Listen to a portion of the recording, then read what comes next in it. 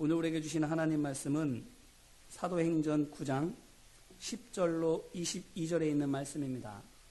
그때에 다메섹에 아나니아라 하는 제자가 있더니 주께서 환상 중에 불러 이르시되 아나니아야 하시거늘 대답하되 주여 내가 여기 있나이다 하니 주께서 이르시되 일어나 직가라 하는 거리로 가서 유다의 집에서 다소 사람 사울이라 하는 사람을 찾으라.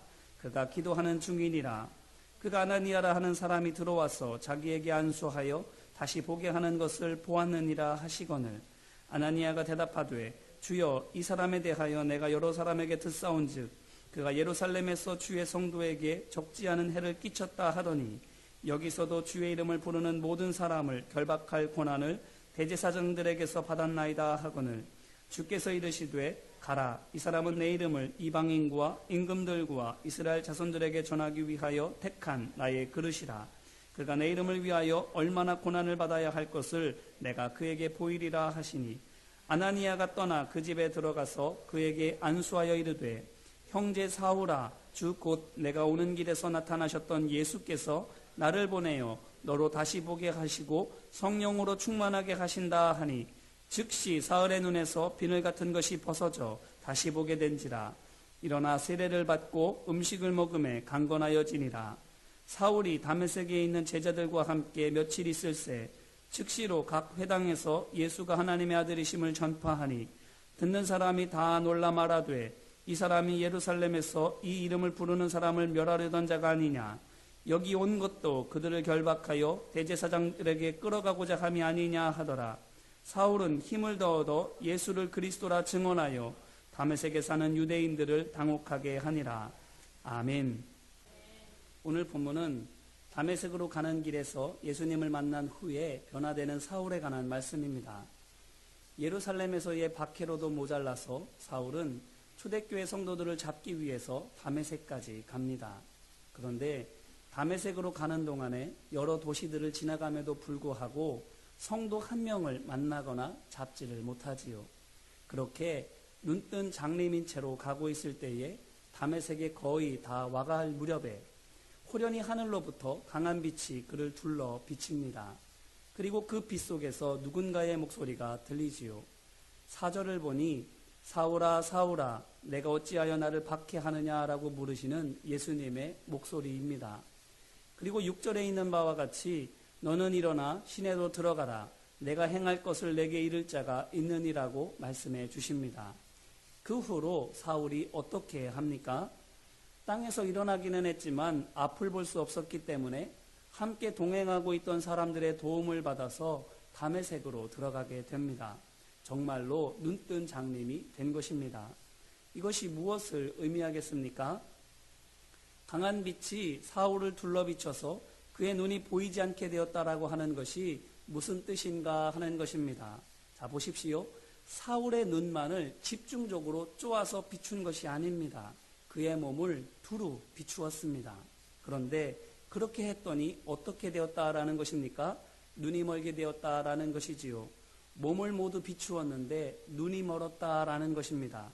이 말은 진리의 빛이 그의 삶 전체를 비추자 비로소 그가 지금까지 살아온 참모습이 드러나게 되었다라는 것을 의미합니다.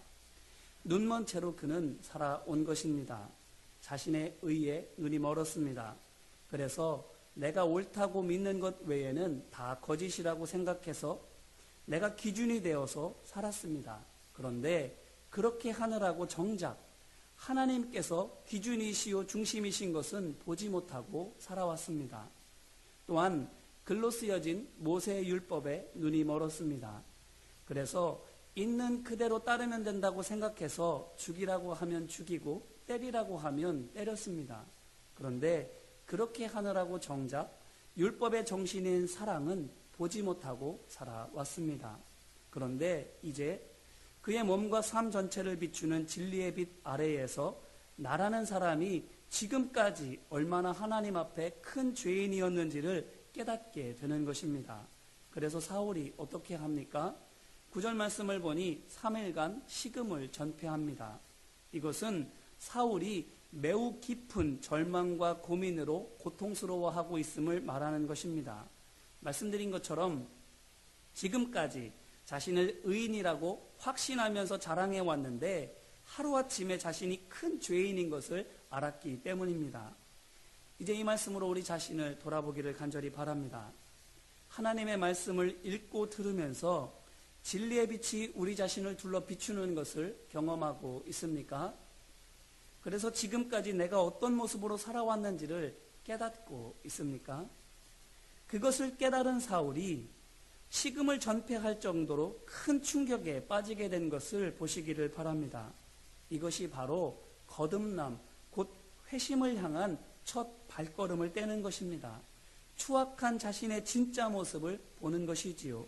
그래서 깊이 절망하게 되는 것입니다. 그런데 우리가 거듭난 하나님의 자녀가 되려면, 곧 새로운 피조물이 되려면 이와 같은 절망의 터널을 지나야만 합니다.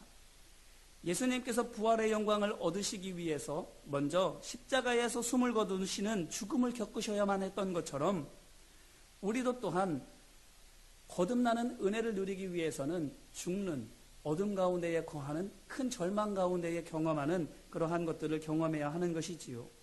그렇다면 예수님께서 죽음의 문을 통과하시고 사울이 자신에게 철저히 실망하는 절망을 경험했다면 오늘 우리는 어떻습니까? 나에 대한 포기가 있습니까?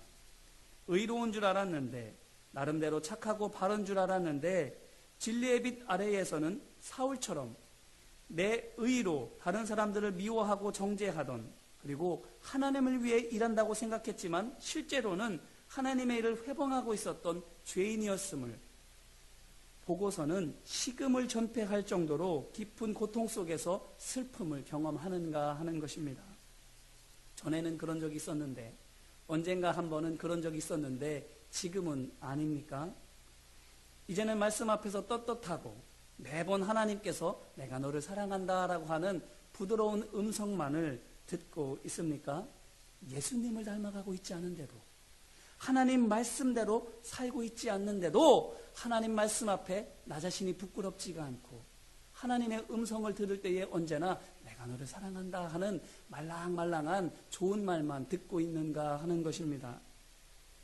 만약 그렇다면 어쩌면 그것은 우리가 진리의 빛이 아니라 감정의 형광등 아래에 있기 때문인지도 모릅니다. 하나님의 음성이 아니라 사단의 속삭임을 듣고 있는 것인지도 모릅니다.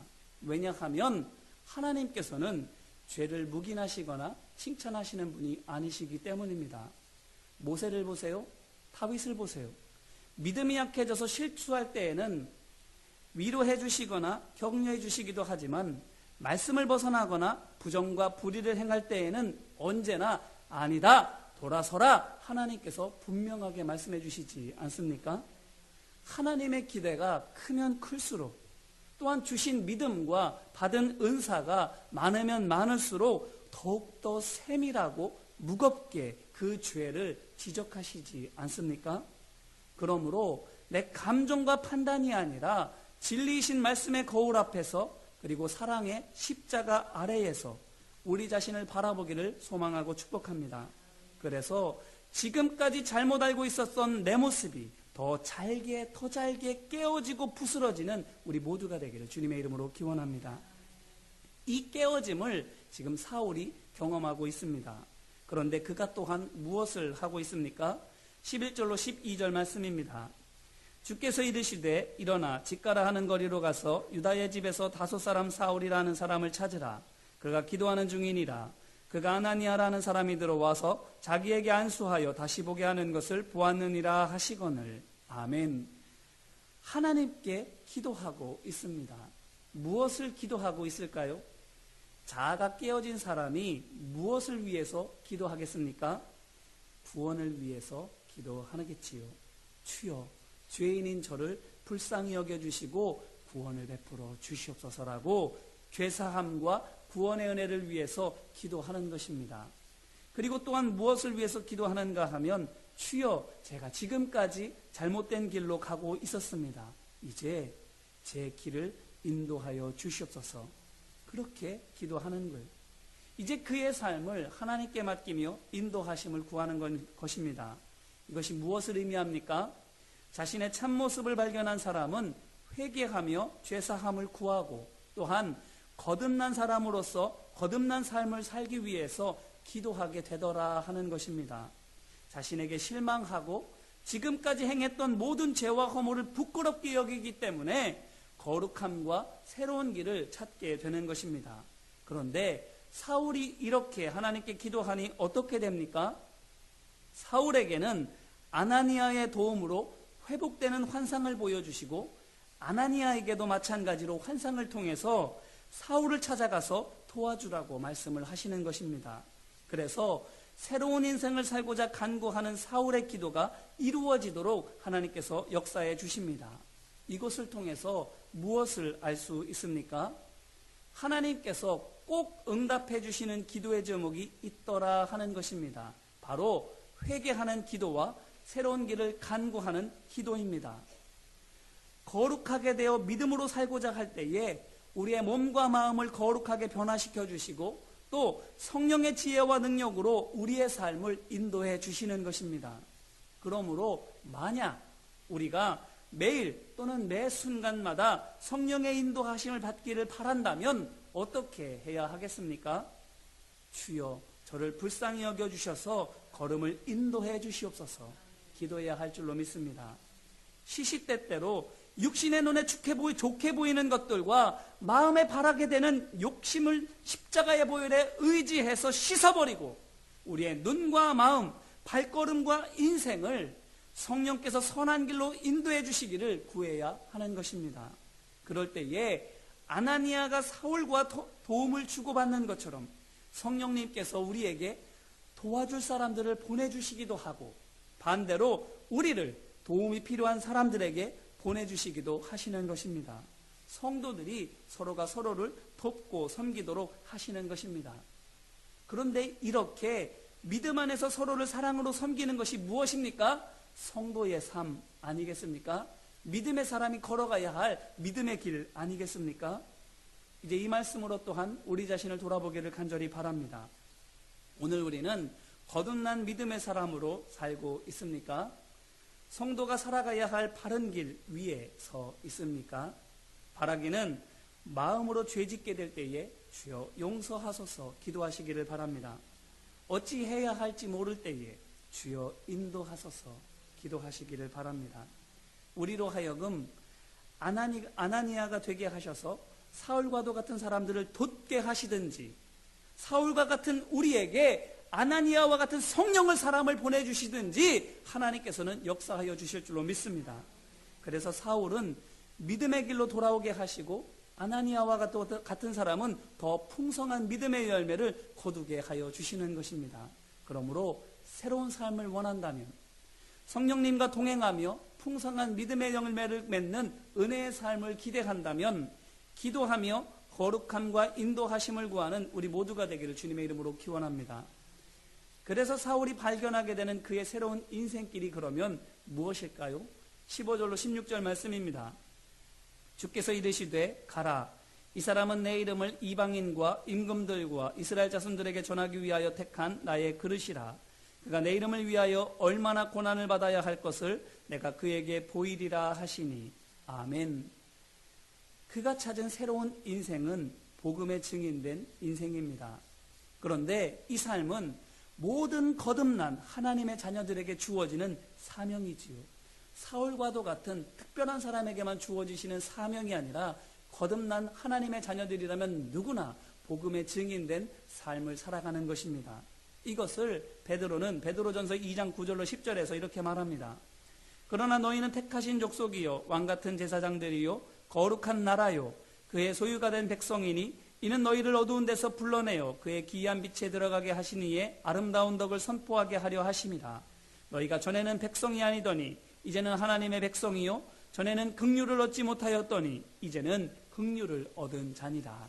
아멘. 그러므로 이것을 통해서 또한 무엇을 할 수 있습니까? 사울이 자신의 죄를 깨닫고 회개하니 거듭나서 새로운 인생의 목표와 삶의 방법을 가진 새로운 피조물이 되었더라 하는 것입니다. 완전히 바뀌는 것입니다. 이 완전한 바뀜이 무엇으로 증명이 됩니까? 바로 고난입니다. 복음을 위해서, 의와 진리를 위해서 고난을 감당할 수 있느냐를 통해서 그의 완전한 변화가 증명이 되는 것입니다. 왜 그렇습니까? 불같은 시험을 통해서 불에 타 없어지는 것과 타지 않고 살아남는 것이 구별되기 때문입니다. 관계의 시험을 겪어보지 않고는 사람의 됨됨이가 잘 드러나지 않지 않습니까? 또 물질의 시험을 겪어보지 않고는 내 믿음의 정도를 잘 알지 못하지 않습니까? 마찬가지로 고난을 통해서만 진짜와 가짜가 가려지는 것입니다. 또한 어디가 약한지, 내 어느 부분에 빈틈이 있는지를 시험을 통해서도 찾아낼 수가 있게 되는 것입니다. 그렇기 때문에 하나님께서는 거듭나서 복음의 일꾼 된 사울이 항상 겸비한 마음과 담대한 믿음으로 자라나갈 수 있도록 시련을 그의 삶 가운데에 두시는 것입니다. 자, 그러면 이렇게 시련을 겪는 사도 바울이 나중에 어떻게 될까요? 고린도후서 11장 23절로 28절 말씀입니다. 그들이 그리스도의 일꾼이냐 정신없는 말을 하거니와 나는 더욱 그러하도다.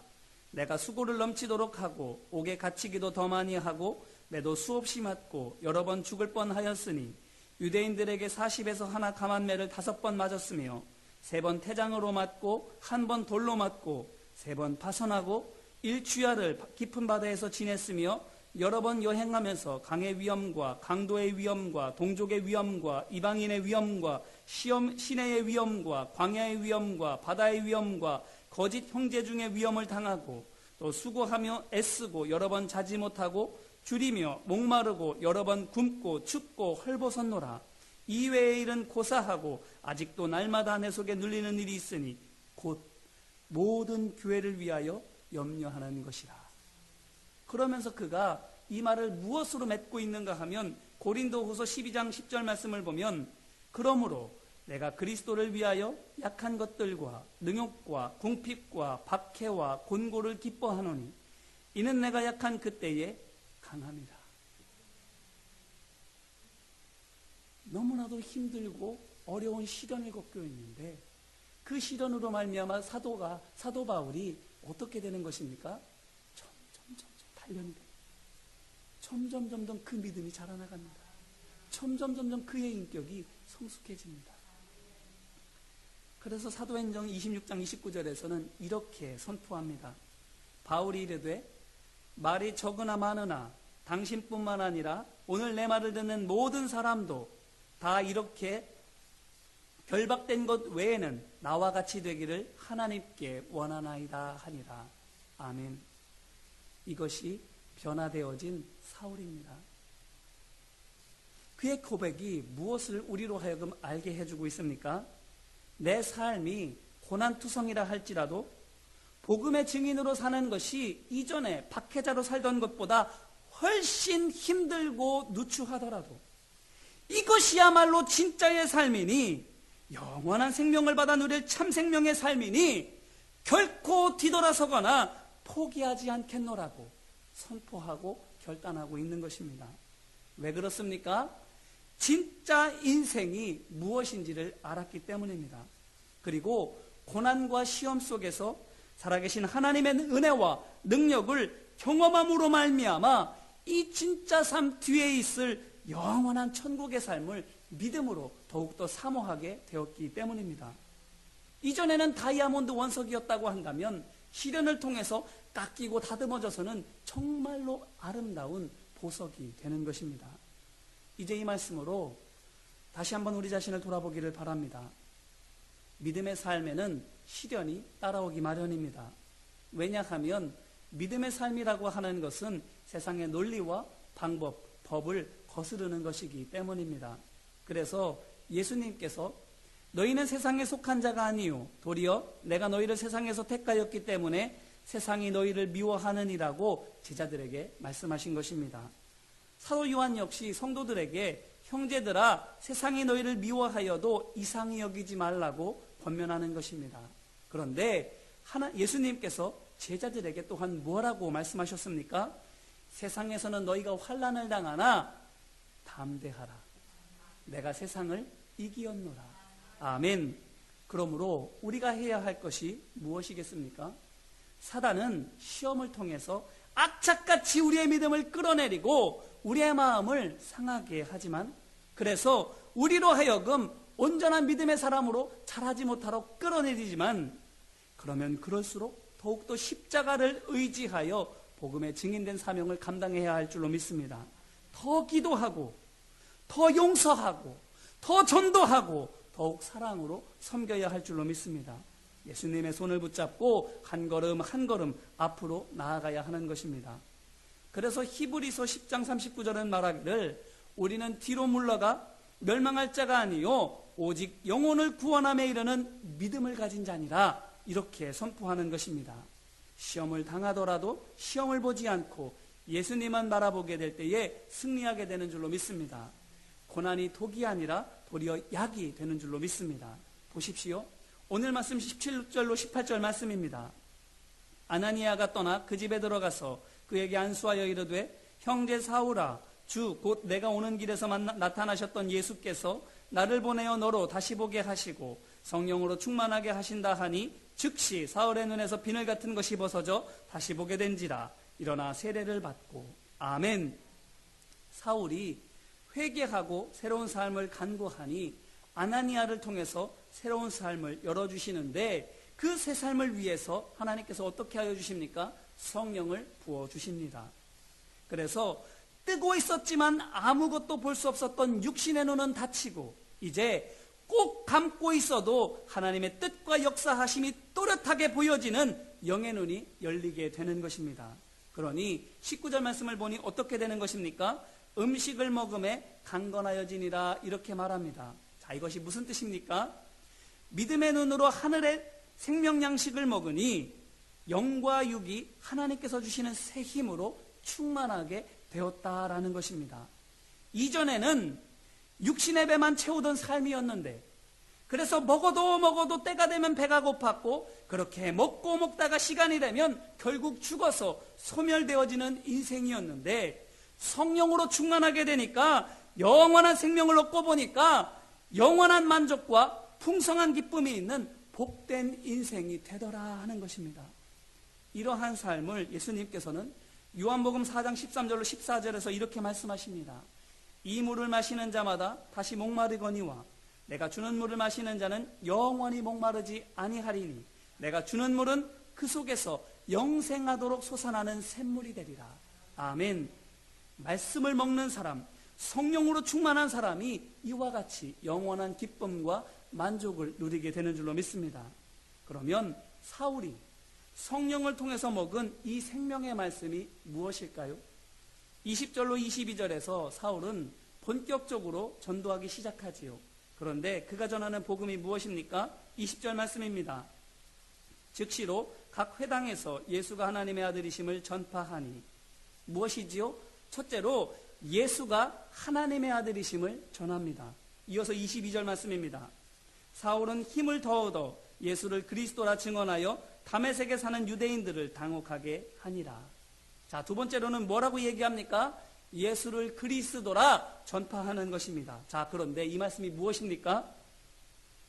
예수는 하나님의 아들이시요 그리스도입니다 라는 것이 무슨 말이냐라는 거예요. 마태복음 16장 16절에서 베드로가 말한 신앙 고백 아닙니까? 주는 그리스도시요 살아계신 하나님의 아들이십니다. 이 말씀이 바로 성령께서 주시는 진리입니다. 영원한 생명의 능력인 것입니다. 이 말씀을 먹는 자마다, 이 성령으로 충만하게 되는 자마다 하나님의 성령의 능력을 받고 영원한 만족과 기쁨을 누리게 되는 것입니다. 그렇기 때문에 성령 받은 사람은 누구나 이 믿음을 고백하지 않습니까?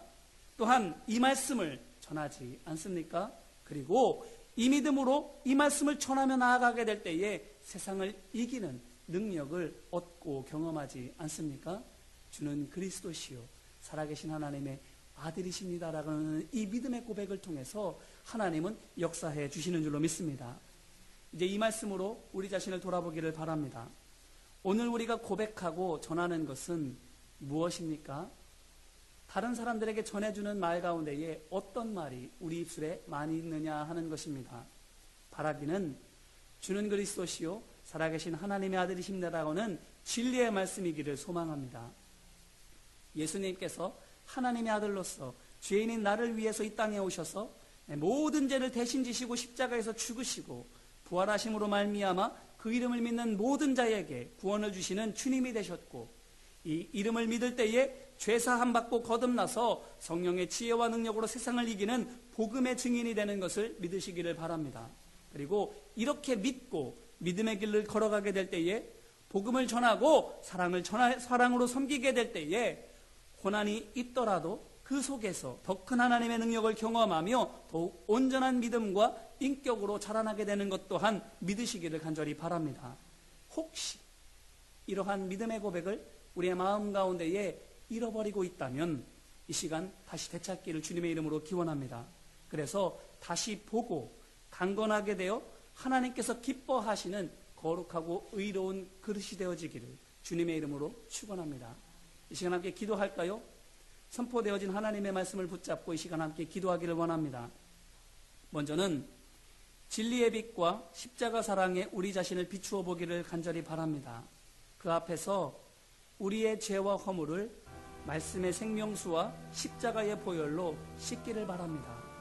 무언가라도 진리의 빛과 십자가 사랑에 비추어 죄로 여겨지거든, 하나님께서 기뻐하시지 않는 부정한 것으로 믿어지거든 주여 용서하소서, 나를 불쌍히 여겨주옵소서라고 시간 회개하며 함께 기도합시다. 은혜와 사랑 많으신 아버지 하나님, 하나님의 말씀이 우리에게 둘러 비출 때에 우리의 참된 모습이 그 앞에서 나타나게 됩니다.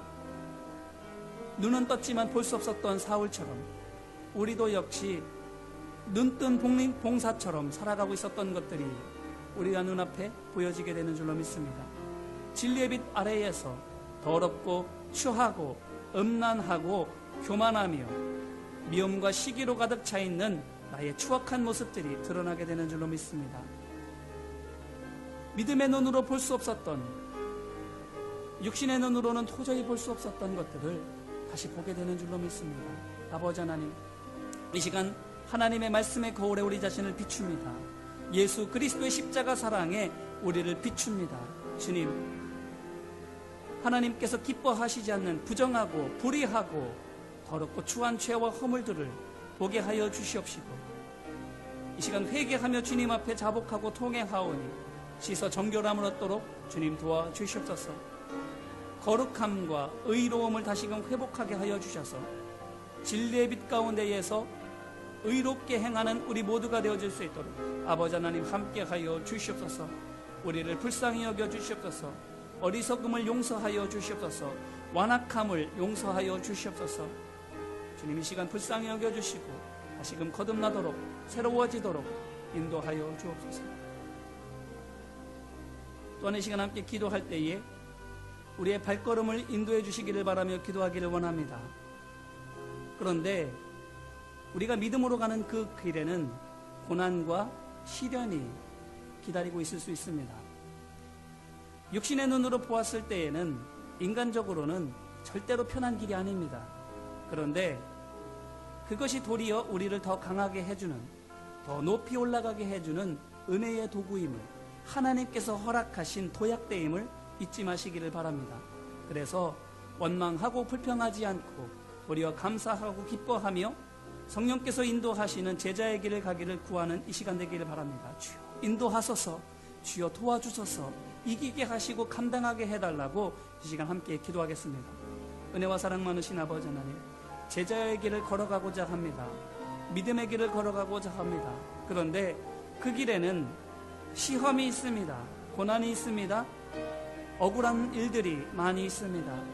그런데 육신의 눈으로 보게 되면 너무나도 힘든 일이지만, 굳이 하지 않아도 되는 일이지만, 믿음의 눈으로 보게 되니 이 모든 것들이 다 하나님께서 허락해 주신 일들입니다.